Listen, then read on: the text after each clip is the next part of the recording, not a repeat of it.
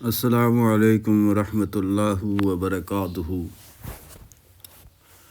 جنگ دراصل انسانیت کی ناکامی کا اندوہناک اظہار ہے۔ مکالمے سے اختلافات حل نہ کر سکنا، حدود و قیود کا احترام نہ کرنا اور انصاف کے اصولوں کو پامال کرنا۔ جنگ معصوموں پر ہولناکیاں مسلط کرتی ہے اور تہذیبوں کو بے گناہوں کے خون سے داغدار کر دیتی ہے۔ مگر تاریخ میں کچھ لمحے ایسے بھی آتے ہیں جب جنگ کی لپکتی ہوئی چنگاریاں اگرچہ ناقابل قبول ایسی سچائیوں کو عیاں کر دیتی ہیں جو تکبر، دھوکے اور جارحیت کے پردوں میں مدتوں چھپی ہوتی ہیں۔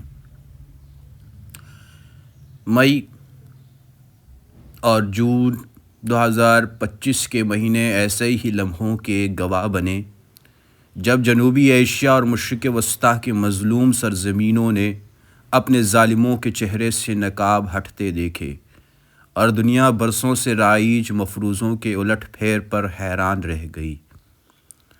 برسوں سے بھارت نے خود کو جنوبی ایشیا کا دیو قرار دے رکھا ہے، بین الاقوامی حمایتوں اور عسکری غرور کے سہارے۔ اس نے اپنی طاقت سے ہمسایہ ممالک خصوصاً پاکستان کو دبانے، سفارتی کشمکش، خفیہ انتشار اور جھوٹے پروپیگنڈے کے ذریعے کمزور کرنے کی بھرپور کوشش کی۔ لیکن 7 مئی 2025 کو اللہ کے فضل و کرم سے پاکستان نے ایک ایسی سرعت اور حکمت سے پرجواب دیا جس نے بھارت کے تکبر پر مبنی خود ساختہ تصور عظمت کی بنیادیں ہلا کر رکھ دی۔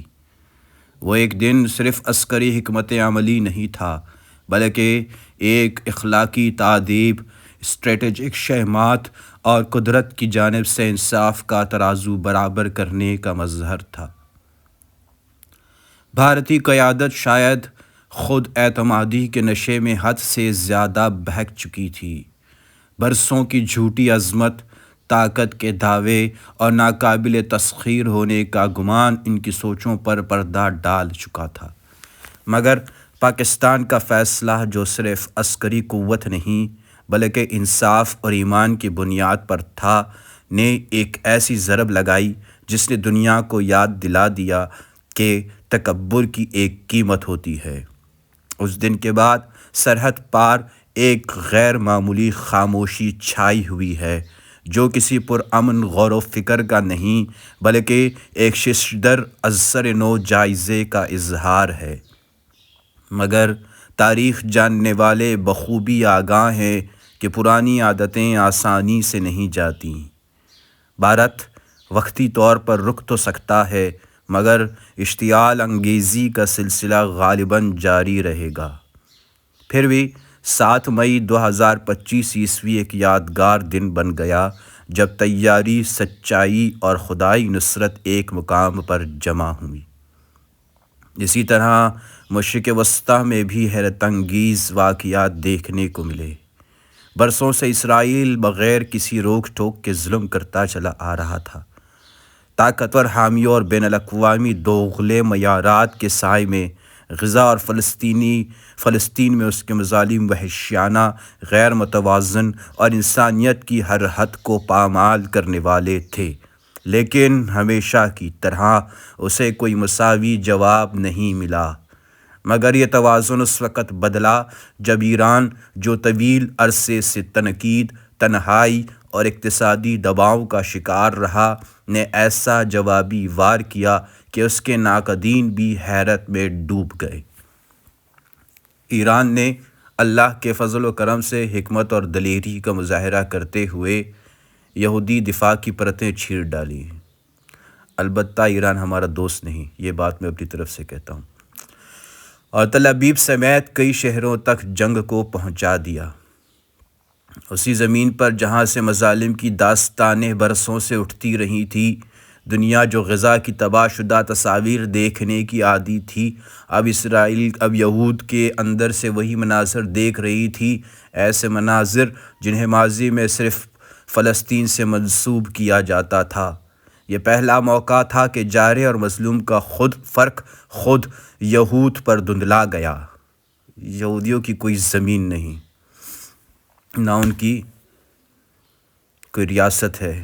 یہ بات بھی میں اپنی طرف سے کہہ رہا ہوں، اور یہ بات بھی میں اپنی طرف سے کہتا ہوں کہ جب تک مسلمانوں کے ملکوں میں شریعت و طریقت محمد صلی اللہ علیہ وسلم رائج نہیں ہوتی، اس وقت تک کسی یہودی کو زمین دینا، خود ان یہودیوں کے ساتھ دوستی کرنا اور ان کی شریعت کو ماننا ہے اور ان کے طریقوں پہ چلنا ہے۔ یہ باتیں میں نے کہی ہیں، محمد محسن اقبال صاحب نے نہیں کہی۔ یہ فقط جوابی حملہ نہیں تھا، بلکہ ایک تاریخی فیصلہ کن لمحہ تھا۔ ایران نے اللہ کی مدد سے نہ صرف اپنے بیرونی دشمنوں بلکہ اندرونی رکاوٹوں اور علاقائی چیلنجز پر قابو پا کر ایسا جواب دیا جو مستقبل میں عسکری حکمت عملی کا نمونہ بنے گا۔ ایران نے ثابت کر دیا کہ کوئی ملک خواہ کتنا ہی تنہا کیوں نہ ہو، اگر وہ ایمان سے جڑا ہو اور انصاف کے لیے کھڑا ہو تو وہ عالمی قوانین کے اصول از سر نو لکھ سکتا ہے۔ یہ بات واضح ہونی چاہیے کہ یہ جنگ کی تعریف نہیں۔ کوئی باشعور شخص خون ریزی پر خوش نہیں ہوتا۔ جان کا ضیاع کسی بھی طرف ہو افسوسناک ہے، مگر ان لمحوں کی قدر کرنی چاہیے جہاں دیرینہ ظلم کے خلاف انصاف نے زبان پائی۔ یہ واقعات ثابت کرتے ہیں کہ طاقت جب زیادتی میں استعمال ہو تو اسے چیلنج کیا جا سکتا ہے۔ کوئی ریاست چاہے کتنی ہی عسکری یا سفارتی طور پر محفوظ کیوں نہ ہو، ہمیشہ نتائج سے محفوظ نہیں رہ سکتی۔